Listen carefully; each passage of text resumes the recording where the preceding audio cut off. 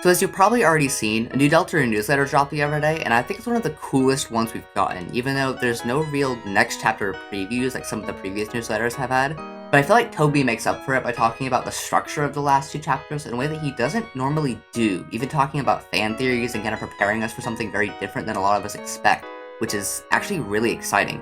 I love when Deltarune is not formulaic. Although it is kind of creepy how he's being less and less cryptic now that the game's starting to get close to ending.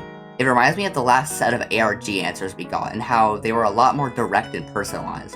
And real quick, there's also this page where they added the giant 7B hidden down at the bottom, and clicking on that leads to this page with hidden text here that says same time as 7. But anyway, there's two interesting things I noticed in this newsletter. The first being that this Kaka, which is in the section talking about chapter 6, is wearing a Santa hat, which is weird because it's the middle of summer.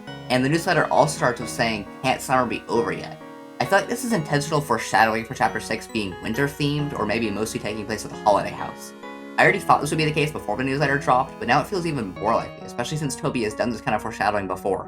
Maybe that one ARG answer of the place where it snowed not being until later could be talking about chapter 6.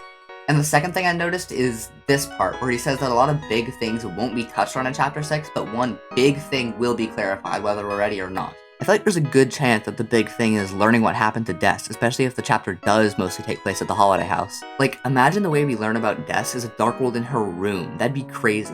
It could also be the Knight's identity, but the use of the word clarified makes me feel like it's Des, especially considering how understandably vague Asgore was in chapter 5. So it's either what happened to Des, or he's telling us that now's our last chance to get our Knight theories in before it gets revealed. So I guess that means it's time to jump on the Rudy bandwagon before it's too late.